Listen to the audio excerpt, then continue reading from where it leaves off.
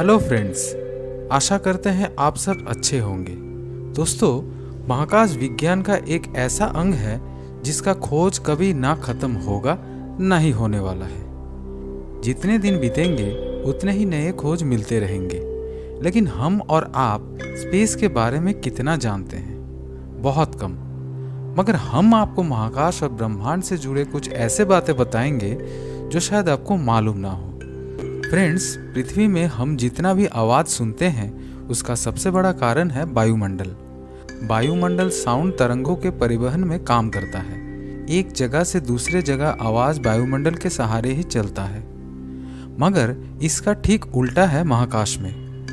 Space में कोई वायुमंडल नहीं होता, इस कारण वहाँ एकदम शांत परिवेश है और कोई ग्रेविटी ना होने के कारण कोई भी वस्तु या फिर इंसान तैरते रहते हैं। किसी भी स्पेस शिप के साथ अगर एस्ट्रोनॉट्स बंधे ना हो तो महाकाश में खो जाएंगे और उनको ढूंढना नामुमकिन हो जाएगा। हाँ, और एक बात, आप लोगों को लग रहा होगा कि अंतरिक्ष यात्री पृथ्वी से तब कैसे संपर्क करते होंगे, तो चलिए इसका जवाब भी दे देते हैं। रेडियो तरंगों से। रेडियो वेव के सहारे अंतरिक्ष यात्री धरती में बने स्पेस स्टेशन के साथ संपर्क साधते हैं। हम सबको पता है कि बुध यानी मरकरी ग्रह सूरज के नज़दीक है, तब ज़रूर इसका तापमात्रा अन्य ग्रहों के मुकाबले सबसे ज़्यादा होगा। लेकिन ऐसा नहीं है। मरकरी में वायुमंडल प्रॉपर ना होने के कारण सूरज से निकला तापमात्रा वहाँ नहीं रुकता, बल्कि वापस फैल जाता है। सौरमंडल में सबसे ज़्यादा टेम्परेचर होता है वेनस में। शुक्र ग्रह में कार्बन डाइऑक्साइड होने के कारण सूरज से निकला गर्मी वायुमंडल के अंदर ही रह जाता है, बाहर नहीं निकल पाता। इसके कारण वहाँ तापमान 462 डिग्री सेल्सियस रहता है, जो कि सौरमंडल का सबसे गर्म ग्रह है। दोस्तों, धूमकेतुओं को देखना किसे नहीं पसंद है? हमारे स्कूल में हेलेस कॉमेट के बारे में सुना था। उसके ऊपर हमारी उत्सुकता तभी से बढ़ी, लेकिन अपने आंखों से देखने का सौभाग्य शायद हम कम लोगों को मिला होगा, क्योंकि ये सामान्य धूमकेतु नहीं है। हर 76 वर्ष बाद ये पृथ्वी से दिखाई देता है। पिछली बार इसको 1986 में देखा गया था और अगली बार 2061 और 2062 के बीच किसी एक समय देखा जा सकता है। सूरज हमारे सौरमंडल के केंद्र में है और इसी को चक्कर लगा रहा है पृथ्वी और सब ग्रह। वैज्ञानिकों का मानना है कि सौरमंडल के ज़्यादातर ग्रह, एस्टेरॉइड्स और कई चीज़ें हैं जो सूरज से टूटने के कारण बने हैं, यानी ये सब सूर्य के अंश हैं। लेकिन क्या आपको मालूम है, सौरमंडल के अंतर्गत जितने ग्रह, उपग्रह, एस्टेरॉइड्स, धूल, गैस, इन सब का लगभग मिला के जितना द्रव्यमान निकलता है उसका 99% सिर्फ सूरज का ही है। इसी के कारण सूरज का ग्रेविटेशनल फोर्स ग्रहों के ऊपर इतना ज़्यादा काम करता है। ब्रह्मांड कितना विशाल है इसका अंदाज़ा लगाना मुश्किल है, और इस ब्रह्मांड में कितने आकाशगंगाएं हैं ये भी खोज के विषय है। लेकिन कुछ के बारे में जानकारी लगाया जा चुका है, जैसे कि एंड्रोमेडा, मिल्की वे, वर्लपूल और कई गैलेक्सीज। इनमें से मिल्की वे गैलेक्सी में है हमारे मध्यम वर्गीय तारा सन। खोजकर्ताओं के मुताबिक अब तक 125 बिलियन गैलेक्सीज को देखा जा सकता है या फिर इनके बारे में पता लगाया जा सकता है, और हमारे मिल्की वे आकाशगंगा में 100 से 400 बिलियन तारे हैं। पृथ्वी से सबसे नज़दीक में स्थित स्पाइरल गैलेक्सी है एंड्रोमेडा गैलेक्सी। एंड्रोमेडा जैसे कुछ और गैलेक्सियों के बारे में आपको हमारे इस चैनल में मिल जाएगा। अब आते हैं पृथ्वी से सबसे दूर में स्थित गैलेक्सी GN-Z11 पे।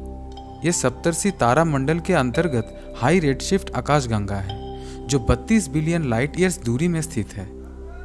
करमान लाइन एक ऐसा अंतर्राष्ट्रीय मान है जिससे पृथ्वी का वायुमंडल और अंतरिक्ष में सीमा और उनके बीच का फासला नापा जाता है।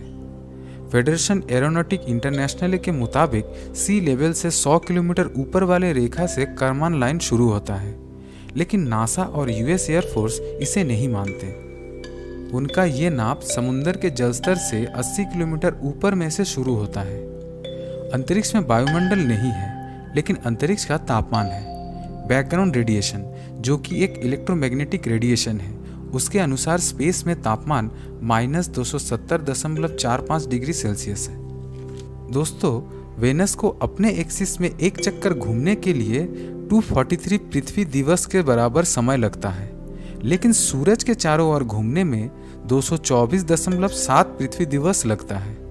सच में दोस्तों कितना स्लो है ये वेनस। जानते हैं दोस्तों, अंतरिक्ष में एक ही प्रकार का दो धातु किसी भी कारण अगर मिल जाता है तो वो स्थायी रूप से मिलके एक ही हो जाता है। खगोलविदों के अनुसार अंतरिक्ष में बहुत सारे तैरता हुआ पानी का कण होता है। इनको मिलाकर विशाल जल वाष्प का जमावट बना है।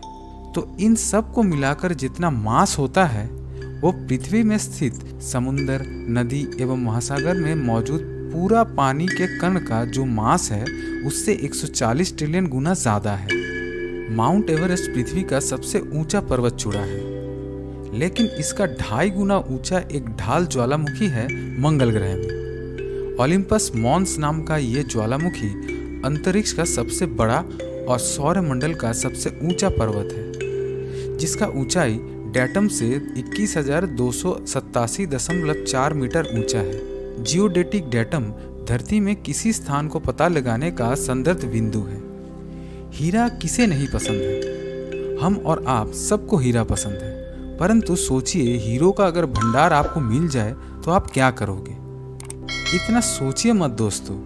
वो खजाना पृथ्वी से दूर और एक बहिर्ग्रह में है। 55 कैनक्राई ई नाम से एक्सोप्लैनेट 30 अगस्त 2004 को खोजा गया था। अधिकांश भाग कार्बन से बना इस बहिर्ग्रह में मौजूद 1/3 पदार्थ का द्रव्यमान, तापमान और दबाव के कारण हीरा में परिवर्तित हो चुका है। 55 कैनक्राई ई नाम का बहिर्ग्रह 55 कैनक्राई ए नाम से बना एक तारा का चक्कर लगाता है और सबसे पहला खोजे जाने वाला ये महापृथ्वी का व्यास हमारे पृथ्वी से 2 गुना ज्यादा है। अंत में एक और मजेदार तथ्य आपके साथ शेयर करता हूँ। नासा के द्वारा स्वीकृत सूट का कीमत इतना $। है। सूट का कीमत इतना क्यों हुआ जानते हैं? बैकपैक और कंट्रोल मॉड्यूल के कारण, जो कि इन पूरा कीमत का 70% है। तो दोस्तों ये था आज का फैक्ट्स। फिर मिलते हैं अगले एपिसोड में, लेकिन जाने से पहले वीडियो को लाइक और शेयर करना ना भूलें। धन्यवाद।